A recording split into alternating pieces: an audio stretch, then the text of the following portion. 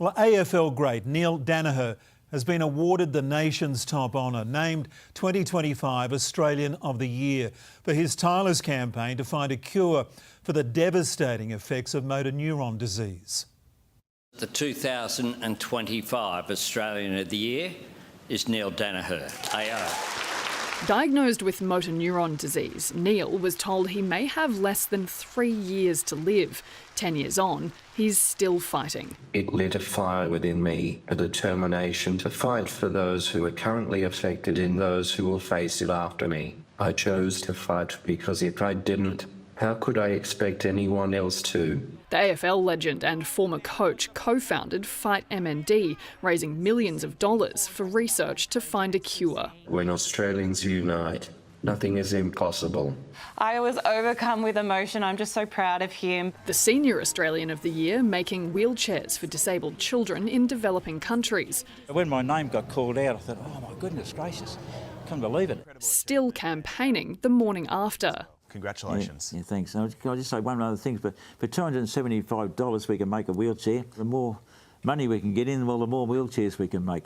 2 entrepreneurs named Australia's local heroes. Shock. I think a little bit of disbelief. Employing migrant women in hospitality to build skills and community. A pioneering scientist crowned Young Australian of the Year, encouraging the next generation to embrace STEM fields. They can do whatever they want to do. Don't let anyone tell you you can't. Amanda Kopp, 9 News. They come from all walks of life but have one thing in common, an extraordinary contribution to our country. Today the Governor-General recognised more than 700 people on the Order of Australia Honours list, some finally recognised after a lifetime in the public eye. He's been in our lives for decades, creating Olympic champions, but it's his time teaching our youngest that has made him the proudest. Because I know that advocacy has saved lives. The national drowning statistics have reduced dramatically on Laurie Lawrence's watch. Today, Australia says thank you. In its 50th year, the honours list has its fair share of athletes. Olympic dreams are made of these! From our most famous family of paddlers, Noemi Fox joins her sister in this exclusive club. To be recognised for what's essentially my life's work and the performance in Paris just means so much. So too this year's youngest recipient, 14-year-old Arissa True, who flipped, jumped and 720'd her way into our hearts and onto the Olympic podium. Fellow Golden Girl swimmer Shayna Jack recognised too, prompting tears of joy in the African jungle. This is probably the first time that I've received something and felt just immediate joy.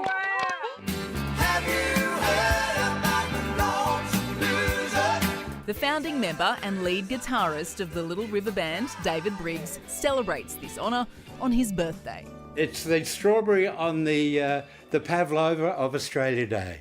Also recognised, Hannah Clark's parents, Lloyd and Sue, for showing extraordinary dedication in educating Australians about domestic violence. Sian Meltzer from Jewish community radio station J-Air. It's seriously important now. We are fighting an uphill battle of anti-Semitism. And receiving the highest order, the Companion of the Order of Australia, former UN Assistant Secretary-General Gillian Triggs. The compassionate protection of people, a humanitarian approach, is almost always local.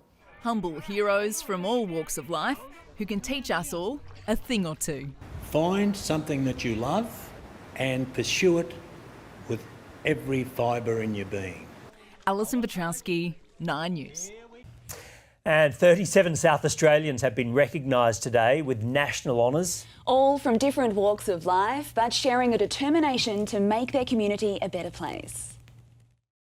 Jed Olschwager's life drastically changed in a workplace accident, but the amputation of his foot catapulted him into an extraordinary new chapter. What the Olympics and Paralympic Games for me gave me was an incredible opportunity to really push and explore who I am and pull out of me all the incredible parts of who I am. To go with his Paris gold, he now has a Medal of the Order of Australia. Service to sport, seeing former Crows chairman Rob Chapman named a member of the Order, as well as for his work work in finance. You just go in there to do the right things, try and help people, make a bit of a difference on the journey, and for someone to recognise that and nominate me for such an award is truly humbling. Humble is a word to describe Elizabeth Haberman, a devoted mother who became a voluntary assisted dying advocate when her son Reese was diagnosed with terminal cancer, unable to end his life on his own terms. It's a great way that we can still speak his name and people know who he is, and I've done my little bit to help people. Personal grief also inspired Sarah Tinney to make a difference. Honoured for founding the Marilyn Jetty Swim after her mother was diagnosed with cancer. It's since raised $1.3 million for the Cancer Council. You can come through like the worst things in your life and have them be a gift. I used to think it was sink or swim, and there is a third option, and it's soar. One of the oldest Australians recognised, 92-year-old Judith Whiting, a pioneer in lawn bowls. The Hope Valley grandmother, the first South Australian to bring women to the green. It's a men's game. You know, how dare you? It grew. They knew they had to let us in.